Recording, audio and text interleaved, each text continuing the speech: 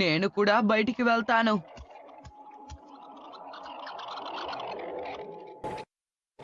దూతకు కూడా కాస్త విశ్రాంతి తీసుకోవాలని ఉంది. ఉపాయం ఈ విషయం షిజుకాకి చెప్పాలి. నన్ను క్షమించు. తన ఫ్రెండ్స్తో స్విమ్మింగ్ పూల్కి వెళ్ళింది. నీకేవైనా కావాలంటే చెప్పు. ఏం లేదు, వెళ్ళొస్తానా ఆంటీ. సరే వెళ్ళిరా. షిజుకా హోంవర్క్ పూర్తి చేసేసింది, అందుకే తను రిలాక్స్ అవుతున్నట్టుంది. Nobita, Gian. ఓ సునియో నన్ను దగా చేశాడు. ఏంటి? తను బలూన్ రీసెర్చ్ ని క్యాన్సిల్ చేసి దుకాణంలో బొటానిక్ శాంపుల్స్ కొని హోంవర్క్ చేసేసాడు. నోబితా, నువ్వు నేను మాత్రమే ఇంతవరకు హోంవర్క్ చెయ్యలేదు. ఇప్పుడు మన ఇద్దరం కలవక తప్పదు. తిట్లేవో ఇద్దరం కలిసే తిందాం. ఏమంటా? ఒక్క నిమిషం ఆగు. ఏంటి? నన్ను క్షమించు, నేను అబ్జర్వేషన్ డైరీ. ఏంటి అబ్జర్వేషన్ డైరీనా? ఏ నోబితా, నువ్వు కూడా ఇలా చేస్తావా? చూడు నేనేం చేస్తాను.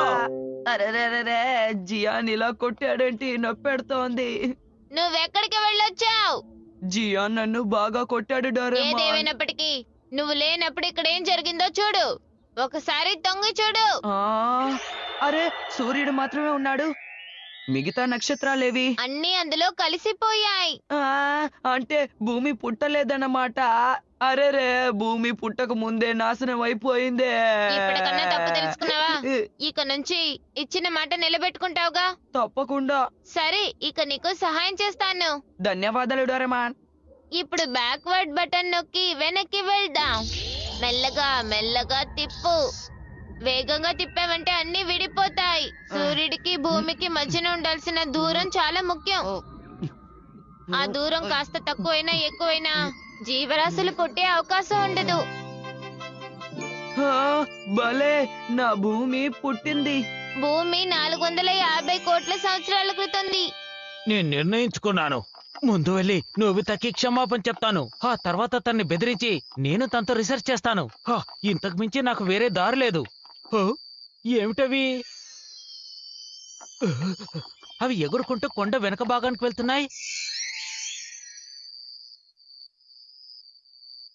నువ్వు కనిపెట్టావా? నాకేమీ అర్థం కావడం లేదు.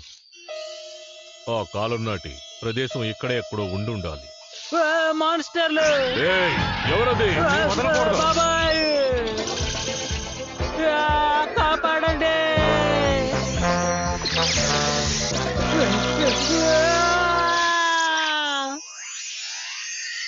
కింద పడిపోయాడు.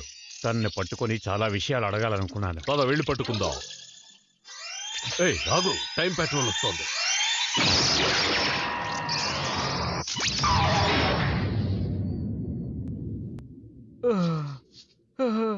అరే, నేను ఇంతసేపు ఏం చేశాను?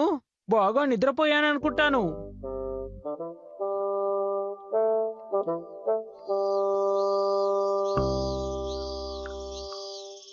నా భూమి సృష్టించబడి 80 కోట్ల సంవత్సరాలు గడిచింది. నాకు ఒకసారి అక్కడికి వెళ్లి చూడాలనిపిస్తోంది. జీవరాశులు జీవించదగ్గ అనుకూలమైన పరిస్థితి కాదది. సరే, ఇప్పుడు క్షుణ్ణంగా గమనిద్దాం. UFO camera.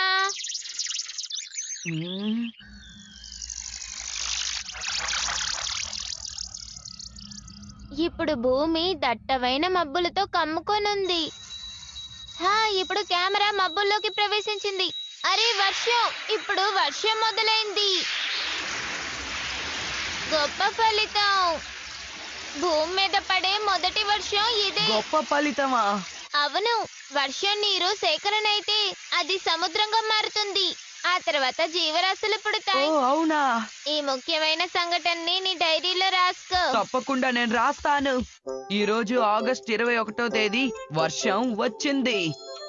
నాకిది మామూలు డైరీలా అనిపిస్తోంది. స్పందించే కళ్ళ నీకు తక్కువ. నోబితా, ఏంటమ్మా? జియాన్ నీ కోసం ఫోన్ చేశాడు, వచ్చి చూడు. జియానా?